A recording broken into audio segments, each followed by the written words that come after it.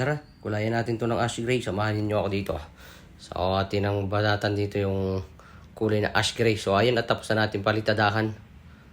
Nagamitan natin siya ng pampuputi para pumuti ang kanyang hair. Ikot-ikuti natin ng mahilo. So, ayan, at tapos ng kulayan. Napinturahan na natin siya at ating ikot-ikutin ng mahilo siyang kauntian siya. Ayan, ikutin pa natin kabila. Ayan, ating nang gupitan. Gamit ang ating mahiwagang gunting, wala uling clipper. Subok ulit tayo, challenge ulit tayo. So dahil wala namang magiging customer, tayo mag-aral maggunting. At kung mag-burn out man, naubusan man tayo ng charge ng clipper natin, pwede tayo mag-fade ng gunting lang at labaha. O yan, nilagyan ng guidelines. So ang gupit nga pala niya, mid-fade. Ating tiranin, tapos yung likod niya medyo naka-low fade. Ayan, ating baldagan na dito sa parting likodan. Likod, kaliwat, kanan, atin nang lagyan ng guideline.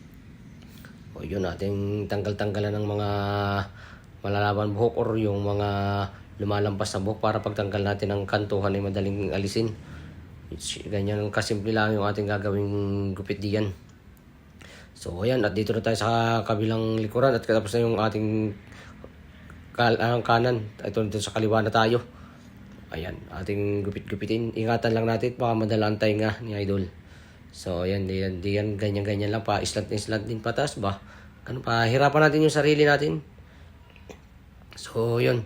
Para kung halimbawa man tayo malobat bigla yung clipper natin, kung isa lang ang ating baon sa tayo nagsiservice, di marunong tayong gumamit ng gunting lang. Hindi tayo mahirapan, masasanay na rin tayo. So, ngayon, wala masyadong pilang nagpapagupit, kaya gawin natin ganyan ang ating diskarte ngayong araw. So, yun. Gupit-gupit lang tayo, parang nagugupit lang tayo ng mga damo-damo. Parang ganun lang din, parang nagiging tayo, hardinero, pero ngayon tayo barbero na. So, yun. At atin ang kalisin itong ating may patilya para mag-fade siya. So, kasi wala tayong clipper eh. At puro gunting latlabah ang ating gagamitin.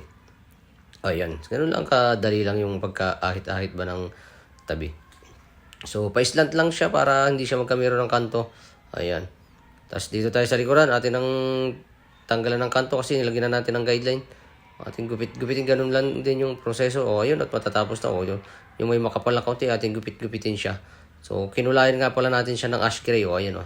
Kaya medyo yung ilalim niya medyo may brown kasi hindi natin sinagad sa anit yung kanyang bleach at medyo masakit yan eh. So yung ganun lang. Tapos yun, ating may mga lubog, ating gupit-gupitin na kauntian. Para hindi siya, tapos yun, tanggal natin ang mga lampas sa buko. So ayun, tapos na o. O yun. Ganyan kasimple lang yung kanyang pinagawa. At naka-ash gray siya. Gusto niya, pero wala na palang bawa sa babaw niyan. So, ayun, at hanggang dito na lang ating kaunti ang video.